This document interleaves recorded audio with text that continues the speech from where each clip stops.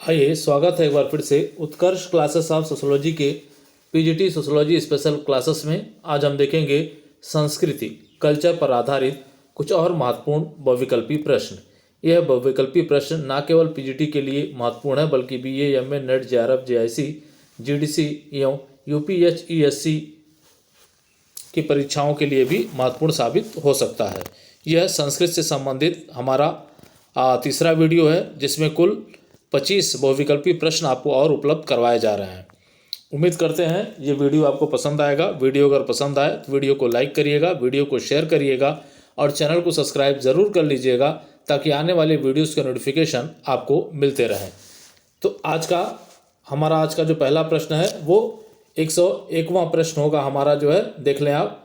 अपने से भिन्न, ये कहा जा रहा है कि अपने से भिन्न लोगों की संस्कृति को ग्रहण करने की प्रक्रिया कहलाती है। ये कहा जा रहा है कि अपने से भिन्न जो लोग हैं उनकी संस्कृति को अगर हम ग्रहण करते हैं तो उस प्रक्रिया को क्या कहते हैं? ए सामाजिकरण, बी संस्कृतिकरण, सी पर संस्कृति ग्रहण और डी पश्चिमीकरण। तो क्या कहा जाएगा? तो इसको कहा जाएगा पर संस्कृति ग्रहण, दूसरे की संस्कृति को ग्रहण करना। तो सी ऑप्शन आपका सही हो जाएगा। अगला देखें, संस्कृति के भौतिक पक्ष को कहते हैं। संस्कृति के भौतिक पक्ष को हम क्या कहते हैं?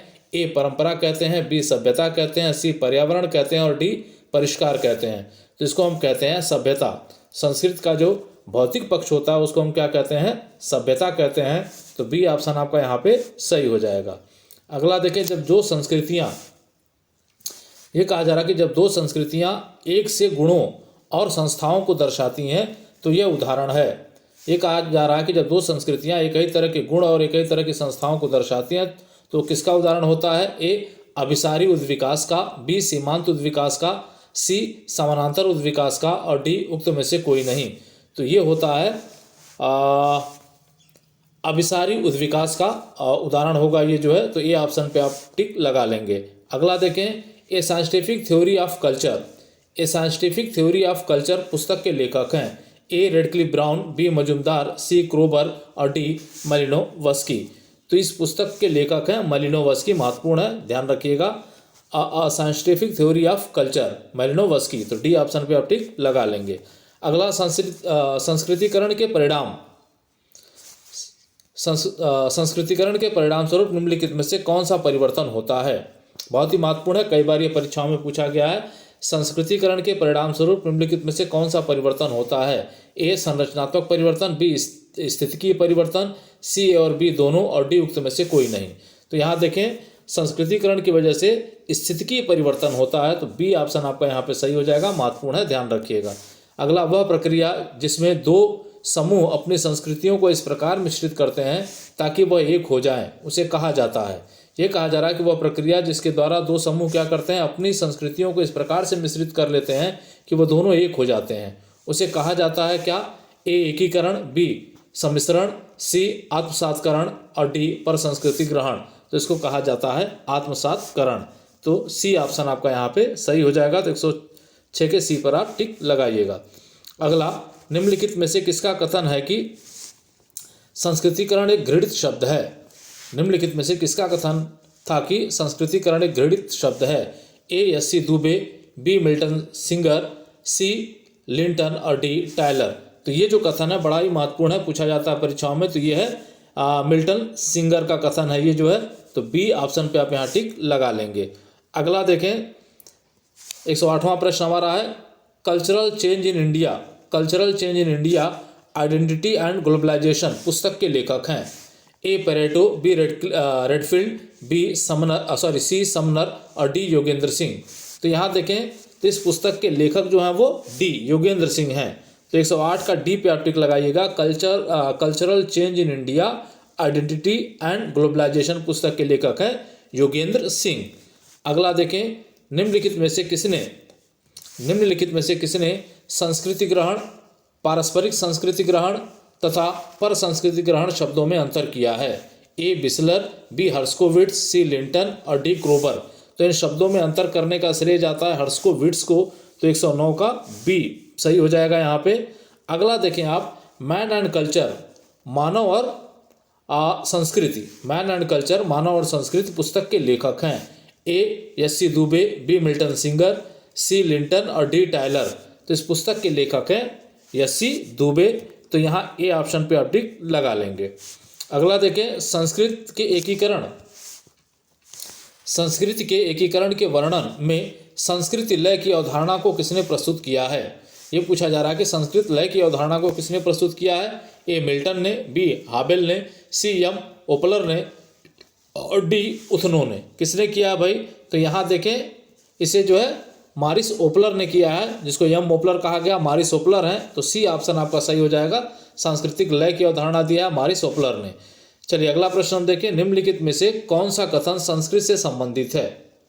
निम्नलिखित में से कौन सा कथन संस्कृति से संबंधित है। ए आनुवंशिक गुणों की समग्रता होती है संस्कृति, बी मानव कृतियों की समानता है, सी पर्यावरण और पारिस्थितिकी का प्रभाव है और डी प्रकृति के नियमों में परिवर्तन है।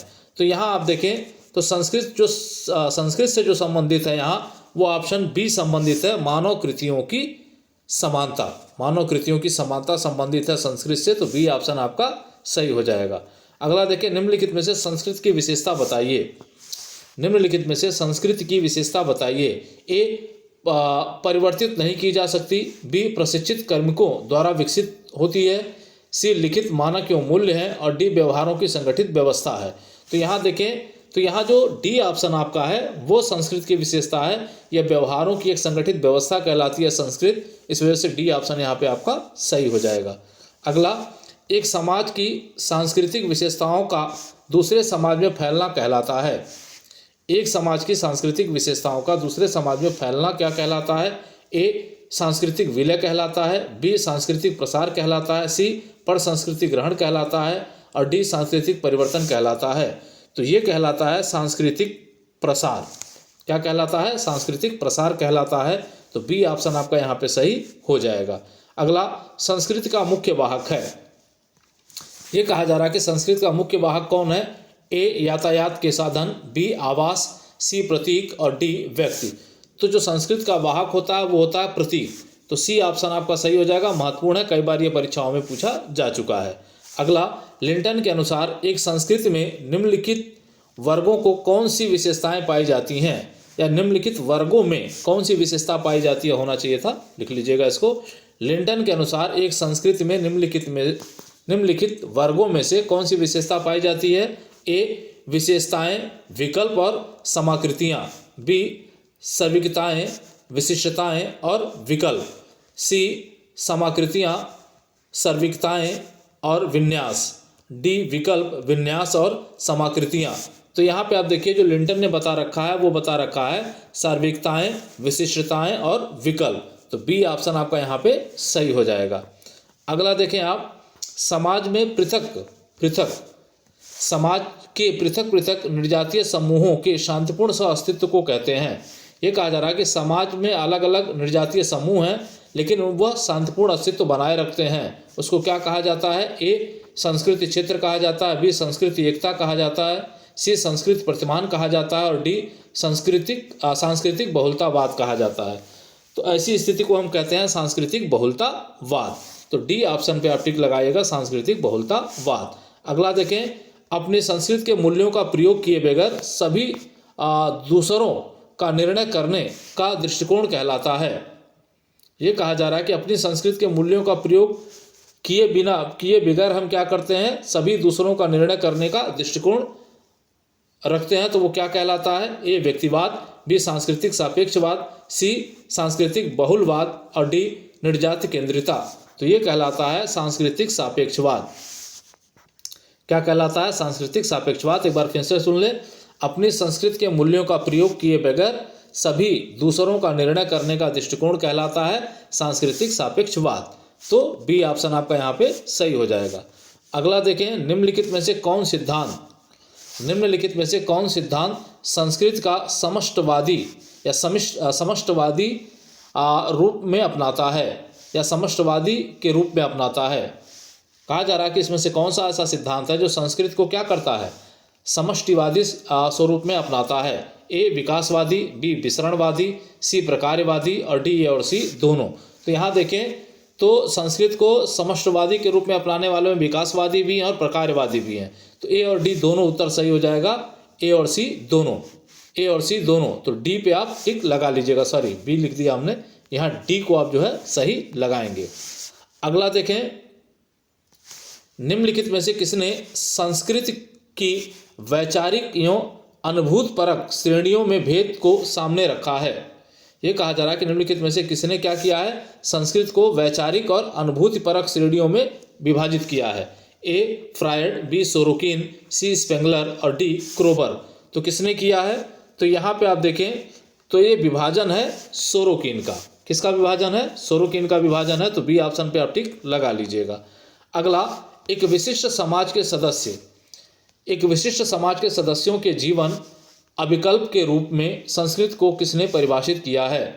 ये कहा जा रहा है कि एक विशिष्ट समाज के सदस्यों के जीवन अविकल्प के रूप में संस्कृत को किसने परिभाषित किया है। ए पार्सन्स, बी किंग्सले डेविस, सी राल्फ लिंटर और डी क्लूखॉन।